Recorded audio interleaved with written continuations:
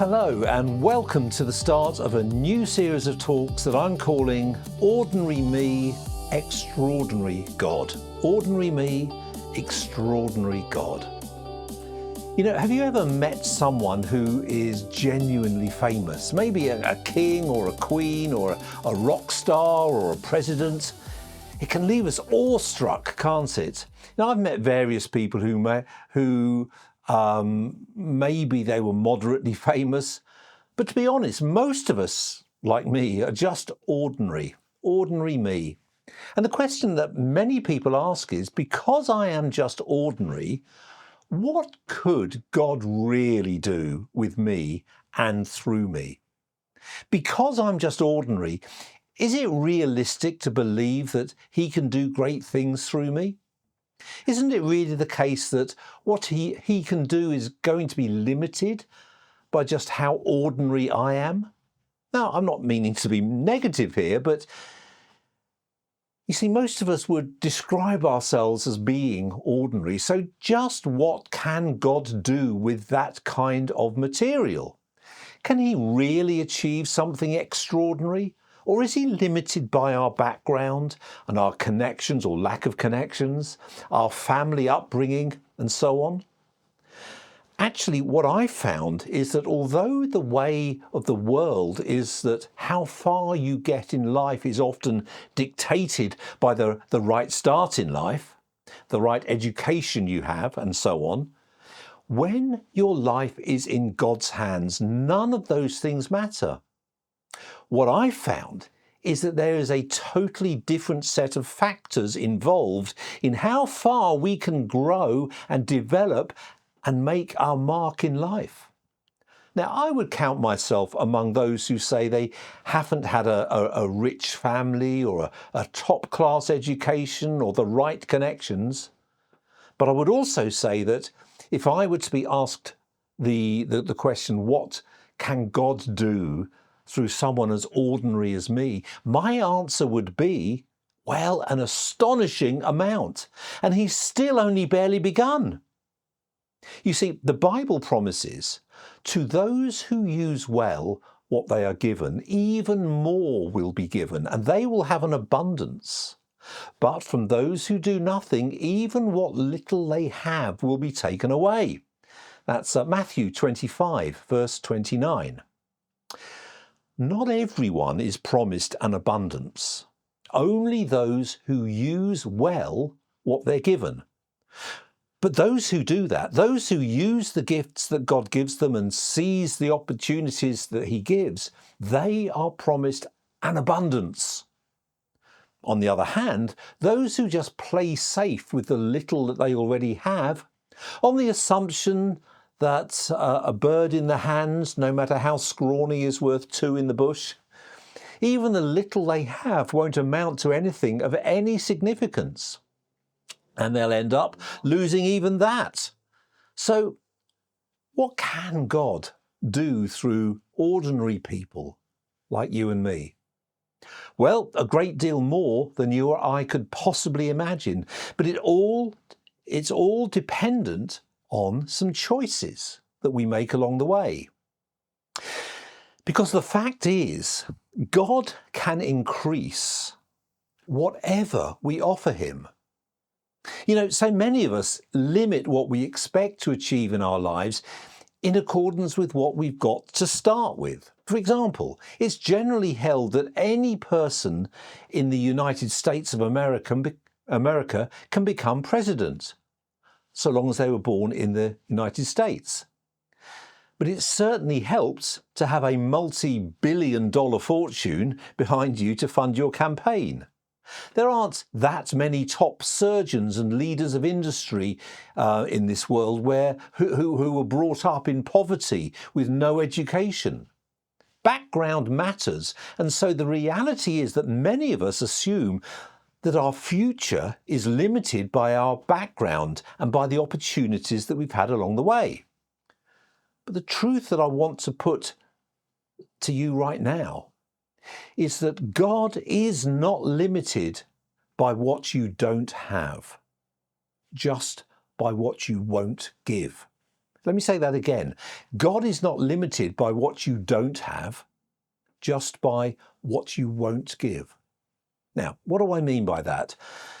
Well, there's a story in the Bible, isn't it? A well-known story of Jesus feeding thousands of people with just a young boy's lunch of 5 loaves and 2 fish. It's a story a lot of us know well. Jesus was trying to find a quiet place to spend some time with his disciples, but the crowd followed them, and so Jesus takes the opportunity to teach them. This goes on for a while until well into late afternoon and early evening. And that's where we pick up the story. The story continues like this. That evening, the disciples came to him and said, "This is a remote place and it's already getting late. Send the crowds away so that they can go to the villages and buy food for themselves."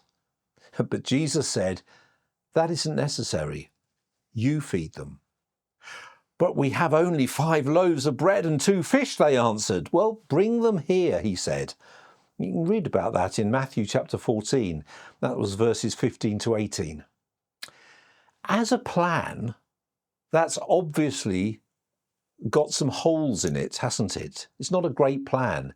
Even if quite a few of them are on diets, this isn't going to work. So why did Jesus tell his disciples to feed several thousand hungry people? Well, precisely because it was impossible.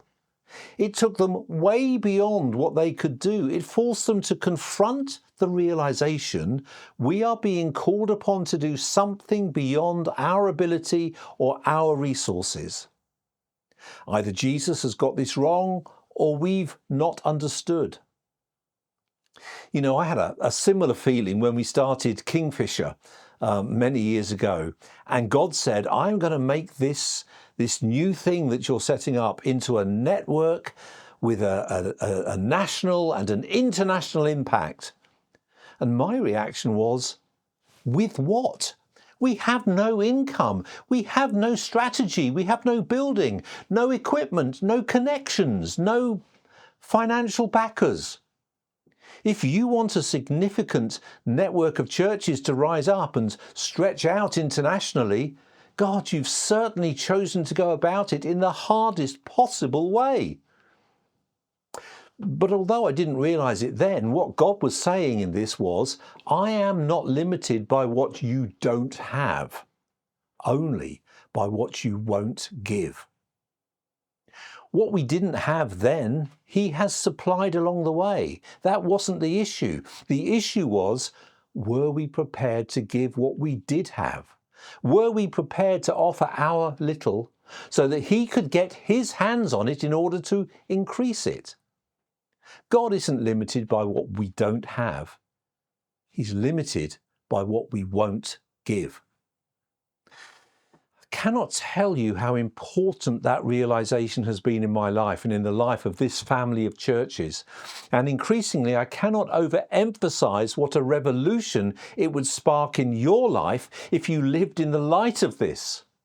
5 loaves and 2 fish, when looked at in terms of what you have, is pitifully inadequate and nothing significant is going to come of it. But 5 loaves and 2 fish, when looked at in terms of what you're prepared to give, is all that God needs. The question is, if you only have a little, are you going to hang on to that, or are you going to make it available to God? Now, this is relevant in every area of our lives. You may only have a very basic education, so you wouldn't have anything to say in a Bible study discussion, would you? You wouldn't have anything to teach, would you? Well, no, you wouldn't, until you gave the little in that area that you do have to God and say, I'm making my little available to you. Please take it and increase it and use it as you want. God increases whatever we offer him. We still have very, very little in terms of resources in relation to the challenges ahead in Kingfisher family. But God isn't limited by what we don't have. He's limited by what we won't give. And so to ensure that God goes on increasing, we need to go on giving up control. The fact is, God increases what he gets his hands on, but he doesn't wrestle it from our grasp. He waits to be offered it. And neither will he resist if we choose to take it back from him. For example, if we look at our financial situation and we say, well, if I stop tithing, that is giving the first 10% of our income, then my financial situation becomes a whole lot healthier right away. What is God going to do about that? Well, he's not going to send a thunderbolt to shock you into changing your mind. He's not going to override our free will and make us go on tithing. Why? Because he's given us free will and he abides by our free will decisions. But what will happen is that the moment we stop giving up control and start grasping it back, the increase stops. And ironically, in the example I've just given about tithing, the opposite of what we intended ends up happening. Rather than our financial problems being solved by stopping giving that 10%, our financial problems just keep growing. And not just our financial problems, but other areas of our lives, our sense of well-being, our peace, our relationship with God, and so on. If we want to ensure that God goes on increasing, we need to go on giving up control. Or as Jesus himself put it, if you try to hang on to your life, you will lose it. But if you give up your life for my sake, you will save it. It's Matthew 16, verse 25. The more important the thing is to us, the harder it is to relinquish control. The hardest area of all is with the people that we love. Not that we necessarily want to control people, but we do want to protect them, especially our children.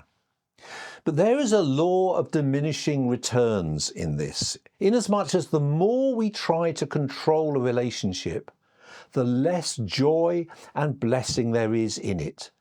The more we insist on our rules and our ways being followed, the less the relationship actually increases. That's not to say that the best relationships are the ones where anything goes and there are no boundaries or rules.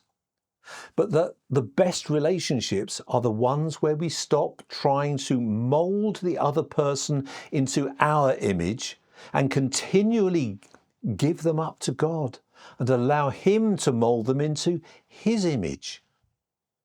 To ensure God continues increasing, we need to go on giving up control.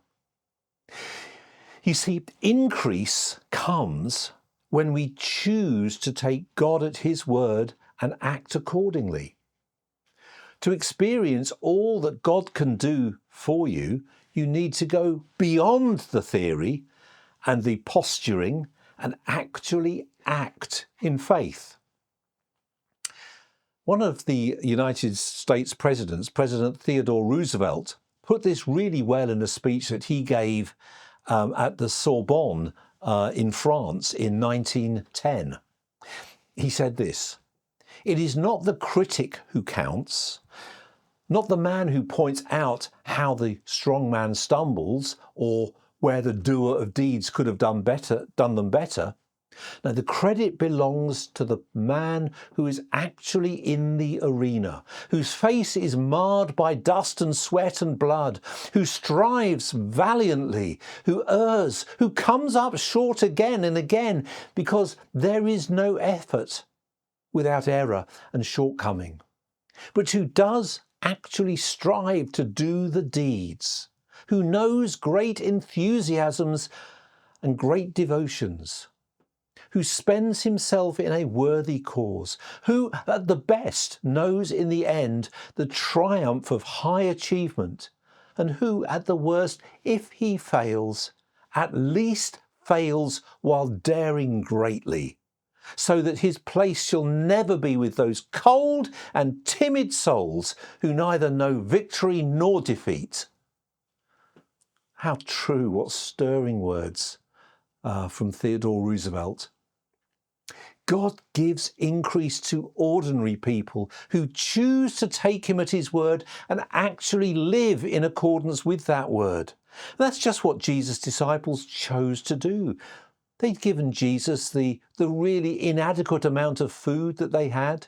He'd blessed it, and then he told them to distribute it to the thousands of hungry people in the crowd. Then he told the people to sit down on the grass. And Jesus took the 5 loaves and 2 fish, looked up towards heaven and blessed them. Then, breaking the bread into pieces, he gave the bread to the disciples who distributed it to the people. Have you ever wondered, why didn't Jesus do the distributing, or at least lead the way in it? Because although that would have fed the crowd, it wouldn't have grown his disciples. It wouldn't have increased their faith or their confidence in the same way. They had to take Jesus at his word and actually act accordingly. And so do we. That food only increased as the disciples actually did what Jesus said and started giving it out. Increase only comes when we give up control and allow God to take the lead in relationships, as we stop trying to control people, insisting that things are done our way in our time, and actually trust that God is able to guide and direct people better than we are. Increase only happens when we take him at his word and act in line with that word. So, those are the truths about increase. But what do we actually need to do in order to experience increase and begin to see what the extraordinary God can do through the ordinary us? Well, 3 things that come out of what I've just been saying. The number 1 thing is we need to do is invest in the area where we want to see increase. Where did those disciples need to see increase? In the amount of food they had. So where did they need to make an investment? In the area of food. The obvious route in this is to preserve the little of what we have. Don't make matters worse. If you don't have enough money, cut down on all your outgoings, for example. Well, the Bible's approach to this is invest in the area where you want more. You've only got 5 loaves and 2 fish? Make them available to God. You don't have enough time? Invest some of that scarce and precious resource in spending time with God, and he'll direct you as to the best way of spending your remaining time. Invest in the area where you want to see increase. If you give, you will receive. Your gift will return to you in full measure, pressed down, shaken together to make room for more and running over. Whatever measure you use in giving, large or small, it will be used to measure what is given back to you. Jesus said in Luke chapter 6, verse 38, "Too busy to make the relationships you've got work? Invest time into those relationships nevertheless, trusting that God will increase the quality of those relationships. Invest, don't cut back." The second thing we need to do is in fact a don't, not a do. Don't dwell on what you lack. Your little in God's hands is enough for whatever he wants to achieve in your life. There are always good reasons why God can't use us or achieve what he wants to achieve through us.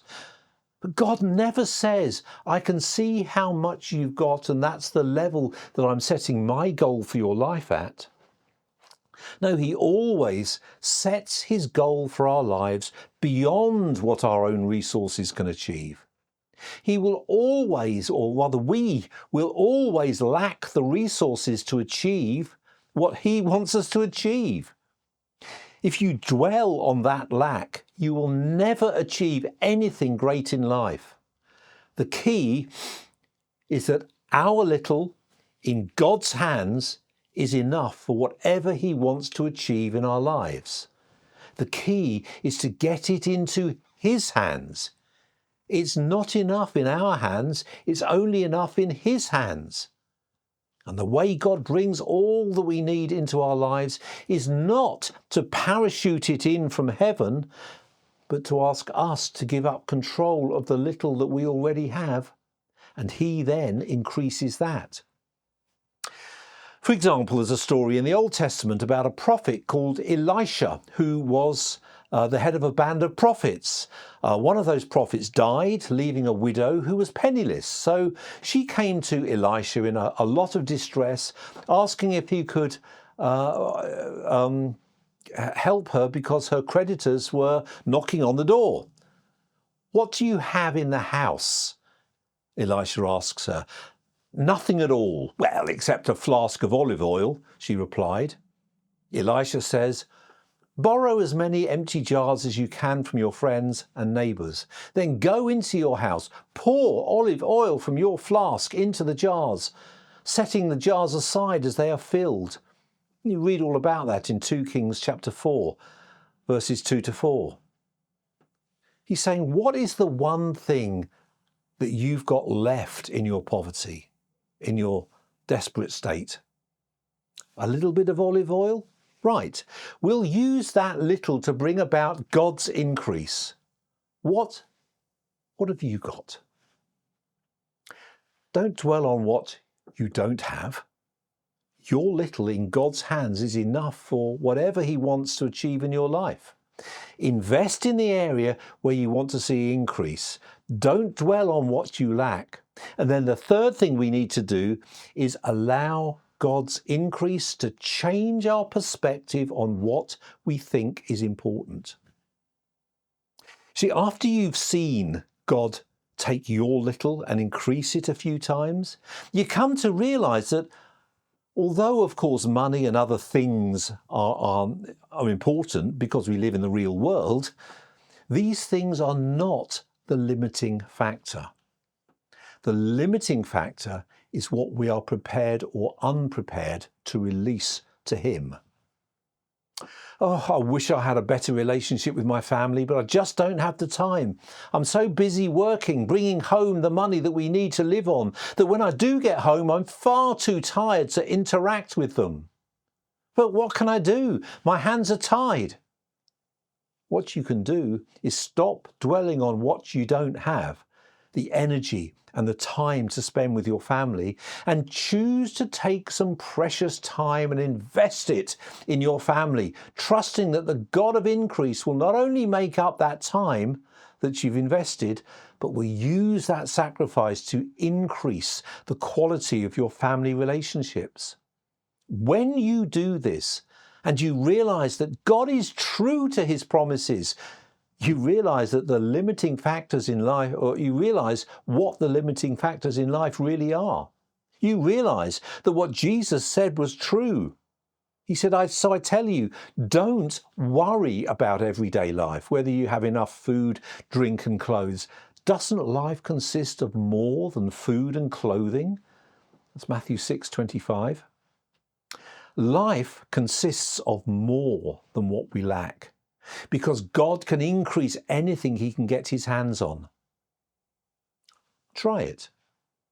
He wants to achieve incredible things through ordinary you and me. And it does not matter one bit how little or how much we have to work with. What really matters is what we're prepared to make available to him. Keep giving up the desire to retain control of our lives and take God at his word when he says, to those who use well what they are given, even more will be given, and they will have an abundance. Try it. See if this is not true. Father, I pray for each one of us as we look at our limited resources, be that energy or time or money or relationships or whatever it is. We see our lack, but you see opportunity. We see what we don't have, but you see what you can increase if only we would release it to you. So would you give us the courage to do that, Lord? To release to you what we lack, not release to you what we've got an abundance of and could do without, but release to you what we lack. And then may we see miracles happening as we see what an extraordinary God can do through an ordinary us. Lord, this is the adventure, this is the call, this is the challenge. May we, all of us, rise to it, I pray, in Jesus' name. Amen. Well, I hope you can put that into practice, and I hope you can join us again next time as we look at the second instalment of Ordinary Us, Extraordinary God. See you then. God bless.